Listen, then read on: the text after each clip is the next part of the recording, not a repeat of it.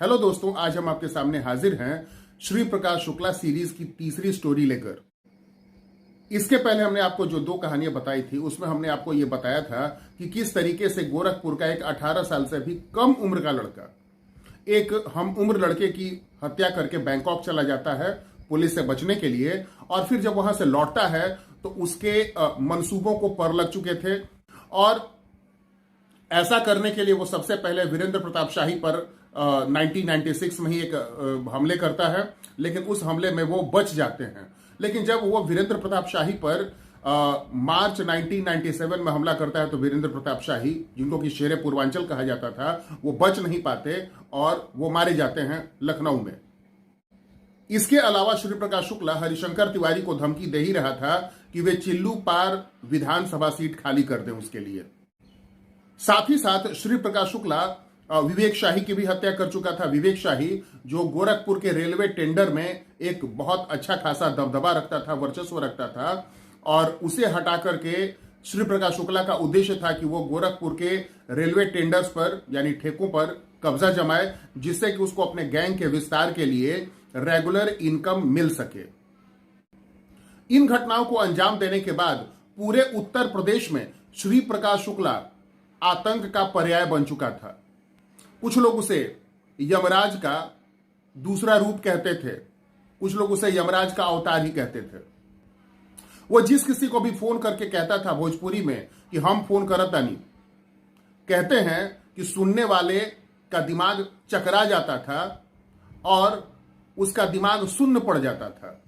इतना खौफ पैदा कर चुका था श्री प्रकाश शुक्ला। ऐसी सूरत में उत्तर प्रदेश की पुलिस पर इस बात का बहुत ही ज्यादा दबाव था कि प्रदेश को इस नए खौफ से किसी भी तरीके से आजादी दिलाई जाए, या तो उसे पकड़ा जाए या फिर उसे एलिमिनेट किया जाए।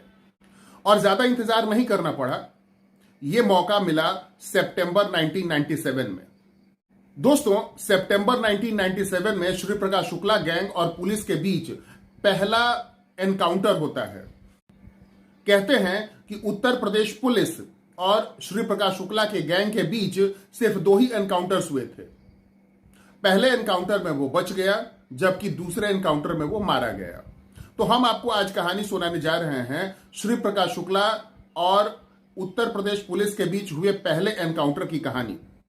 दोस्तों, श्री प्रकाश शुक्ला और यूपी पुलिस के बीच हुए इस पहले मुठभेड़ का सबसे रोचक पहलू है उत्तर प्रदेश पुलिस के सब इंस्पेक्टर रविंद्र कुमार सिंह के दिलेरी की जो साहस की जो कहानी जो हमें देखने को मिलती है इस पहले एनकाउंटर में, उसे जानना बड़ा ही रोचक है। यह रविंद्र कुमार सिंह के साहस का ही नतीजा था कि शुक्ला गैंग अपना AK-47 छोड़कर भाग गया और रविंद्र कुमार सिंह ने उनके पूरे गैंग का पीछा किया। रविंद्र कुमार सिंह ने अकेले ही श्री प्रकाश शुक्ला को बीच सड़क पर दौड़ा दिया था सबके सामने, और पूरी गैंग सिर पर अपना पैर रखकर भाग पड़ी थी। और इस एनकाउंटर में शुक्ला गैंग का एक शार्प शूटर भी मारा गया था, और रविंद्र कुमार सिंह ने तो श्री प्रकाश शुक्ला को जमीन पर पटक के दबोच लिया था। तो दोस्तों, आइए हम शुरू करते हैं आज की वो कहानी जो सच में एक पुलिस वाले के दिलेरी की कहानी है।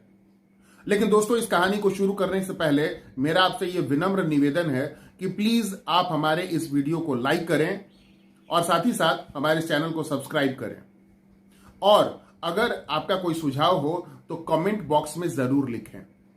दोस्तों, मिड 1997 तक श्री प्रकाश शुक्ला ने उत्तर प्रदेश में जिन आपराधिक घटनाओं को अंजाम दिया था, इसकी वजह से उसने श्री प्रकाश शुक्ला ने उत्तर प्रदेश पुलिस की नाक में दम कर रखा था। वो अक्सर AK-47 लेकर घूमता था और यदा कदा जहां तहां वो घुस जाया करता था, और कहते हैं कि 150 गोलियां दाकर कभी किसी की हत्या कर दे, कभी किसी को डरा धमका दे, जिसकी वजह से एक दहशत का माहौल फैला हुआ था। इतना ही नहीं, वो क्या किया करता था कि वो एक्सटोर्शन के लिए यानी जबरन वसूली के लिए बड़े बड़े बिजनेसमैन को कॉल किया करता था और कॉल करके उनको धमकी देता था, उनकी जान लेने की धमकी देता था और उनसे बड़ी बड़ी धनराशि हासिल करने की कोशिश करता था। कई बार वो कामयाब भी हुआ करता था। उसने अपहरण की कुछ घटनाओं को भी अंजाम दिया था जिसमें उसने करोड़ों रुपए की वसूली की थी। शुक्ला की सबसे बड़ी खासियत थी उसके पास AK-47 का होना, जिसकी बदौलत वो अक्सर अंधाधुंध फायरिंग करता था और वो किसी भी गाड़ी, जिस गाड़ी से चल रहा होता था, उसका दरवाजा खोलकर और उस पर खड़ा होकर के गोली चलाने में माहिर था। और इसलिए उत्तर प्रदेश की पुलिस के लिए बहुत जरूरी था कि वो जब कभी भी उसे घेरे तो इसमें बहुत ही सूझबूझ के साथ उसका मुकाबला किया जाए, क्योंकि अगर सिर्फ एक गलती से भी श्री प्रकाश शुक्ला को संभलने का मौका मिल जाता तो वो एक बार में ही पूरी की पूरी पुलिस टीम को खत्म कर सकता था। वो बड़ा ही दुस्साहसी और बड़ा ही दुर्दांत किस्म का अपराधी था। दोस्तों, सितंबर 1997 में जब श्री प्रकाश शुक्ला के गैंग का उत्तर प्रदेश पुलिस के साथ पहली बार सामना हुआ, एनकाउंटर हुआ, तो पुलिस की टीम का नेतृत्व कर रहे थे SP राजेश पांडे और उन्होंने काफी डिटेल में इस घटना के बारे में बताया है। उनके मुताबिक 9 सितंबर 1997 को उनकी टीम को इस बात की खबर मिलती है कि श्री प्रकाश शुक्ला हजरतगंज के जनपथ मार्केट के एक सैलून में शेविंग कराने के लिए आने वाला था उसी दिन, यानी 9 सितंबर 1997 को लखनऊ का एक बहुत ही पॉश बाजार है हजरतगंज का इलाका, और वहीं पर एक जनपथ मार्केट भी है। तो उसी मार्केट में बॉम्बे हेयर कटिंग सैलून नाम का एक सैलून था और वहीं पर श्री प्रकाश शुक्ला 9 सितंबर 1997 को शेविंग के लिए आने वाला था, यानी दाढ़ी बनाने आने वाला था। पुलिस की टीम को जो सूचना मिली थी उसके मुताबिक श्री प्रकाश शुक्ला गैंग के पास AK-47 तो होना ही था और साथ ही साथ कई सोफिस्टिकेटेड पिस्टल्स के भी होने की खबर मिली थी, जिसकी वजह से पुलिस टीम को पूरी तैयारी के साथ वहां पहुंचना था। तो राजेश पांडे जी के नेतृत्व में उत्तर प्रदेश पुलिस के दिलेर जाबाज अधिकारी और कर्मचारी श्री प्रकाश शुक्ला के सफाई के लिए निकल पड़ते हैं और वो जाकर वहीं हजरतगंज मार्केट में जनपथ मार्केट के पास इन लोगों का इंतजार करने लगते हैं। तभी थोड़ी देर बाद 5 लोग इन लोगों को आते हुए दिखाई देते हैं। जो बंदा सबसे आगे आगे चल रहा था उसके पास एक झोला था, वो लंबे साइज का एक झोला था और इन लोगों ने देख करके ही अंदाजा लगा लिया था कि उसमें कोई हथियार है। और जैसा कि अनुमान था उस झोले में AK-47 के होने की संभावना थी। SP राजेश पांडे जी के मुताबिक जो बंदा आगे आगे झोला लेकर चल रहा था और जिस झोले में ऐसा माना जाता है कि AK-47 था, उसे चंद कदम की ही दूरी पर श्री प्रकाश शुक्ला भी पैदल आ रहा था। जब पुलिस वालों ने इन लोगों को रोककर इनसे कुछ सवाल जवाब करना चाहा तो जिस बंदे ने झोला लिया हुआ था, जो झोले को कैरी कर रहा था, वो पुलिस वालों से उलझ जाता है और इसी उलझन में, यानी इसी बहसबाजी और हाथापाई में जो झोला था वो उस आदमी के हाथ से गिर जाता है। इसके बाद दरोगा यानी सब इंस्पेक्टर रविंद्र कुमार सिंह इन सभी लोगों को खदेड़ लेते हैं। श्री प्रकाश शुक्ला वैसे तो गोलियां चलाने में बड़ा ही माहिर था, लेकिन जब उसके पास कोई हथियार नहीं था तब उसने अपनी जान बचाने में ही अपनी भलाई समझी और वो जनपथ मार्केट के दूसरे गेट से बाहर निकलने के लिए भागने लगा।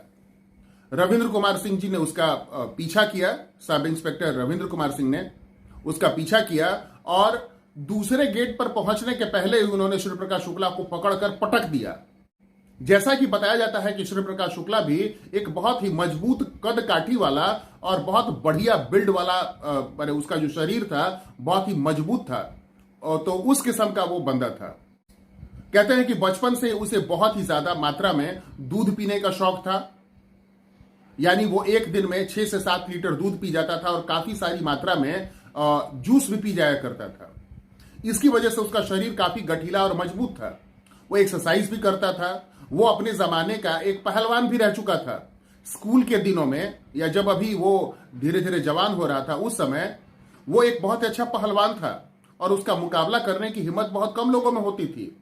उस श्री प्रकाश शुक्ला को जनपथ मार्केट के दूसरे गेट के पर पहुंचने के पहले ही रविंद्र कुमार सिंह ने पटक दिया और पटक कर उसे जमीन पर दबोचे रखा। श्री प्रकाश शुक्ला ने लाख कोशिश की कि वो सब इंस्पेक्टर रविंद्र कुमार सिंह के पकड़ से बच निकले, लेकिन वो कामयाब नहीं हो पाया। दूसरी तरफ शुक्ला गैंग के लोग बाकी पुलिस वालों के साथ गन फायरिंग में इन्वॉल्व हो गए, यानी दोनों तरफ से गोलियां चलने लगी। और इस गोलीबारी में श्री प्रकाश शुक्ला के गैंग का एक बड़ा ही कुख्यात शार्प शूटर तुनियाराम मारा गया। तुनियाराम बिहार का रहने वाला था और वो भी बड़ा ही कुख्यात था।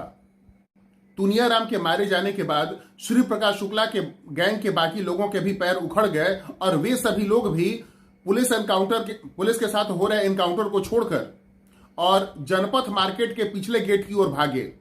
और तभी उनको पिछले गेट के से थोड़ा सा पहले ही रविंद्र सिंह और श्री प्रकाश शुक्ला दोनों ही मिल गए, जहां पर श्री प्रकाश शुक्ला को रविंद्र सिंह ने जमीन पर दबोच रखा था।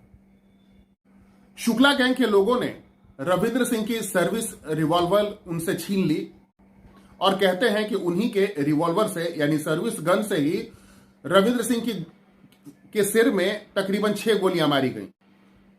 बावजूद इसके उन्होंने श्री प्रकाश शुक्ला पर अपनी पकड़ ढीली नहीं की और शुक्ला अपने आप को मुक्त नहीं करा पाया। तब जाकर के श्री प्रकाश शुक्ला के साथियों ने रविंद्र सिंह के सीने में 2 और गोलियां मारी, जिसके बाद उनकी पकड़ ढीली हुई और शुक्ला अपने साथियों के साथ वहां से जान बचाकर भाग पाया। बाद में जब सब इंस्पेक्टर रविंद्र कुमार सिंह को अस्पताल लेकर जाया गया तो उन्हें ब्रॉट डेड यानी मृतक घोषित कर दिया गया और इस तरह से एक जाबाज सब इंस्पेक्टर ने बहुत बड़ी शहादत दी। तो दोस्तों, ये थी कहानी उत्तर प्रदेश पुलिस के सब इंस्पेक्टर रविंद्र कुमार सिंह की, जिन्होंने बहुत ही दिलेरी और बहुत ही साहस के साथ श्री प्रकाश शुक्ला को पहले ही इनकाउंटर में धर दबोचा था। और अगर संयोग उनके पक्ष में होता तो शायद उस दिन श्री प्रकाश शुक्ला का काम हमेशा के लिए तमाम भी हो जाता। लेकिन संयोग से श्री प्रकाश शुक्ला बच गया, लेकिन वो ज्यादा दिनों तक बचा नहीं रह पाया और 1 साल भी नहीं बीता था कि वो दूसरे पुलिस एनकाउंटर में मारा जाता है। तो दोस्तों, ये थी आज की कहानी। आपको कैसी लगी? आप अपनी राय कमेंट बॉक्स में लिखकर हमें जरूर बताएं। आपका बहुत बहुत धन्यवाद।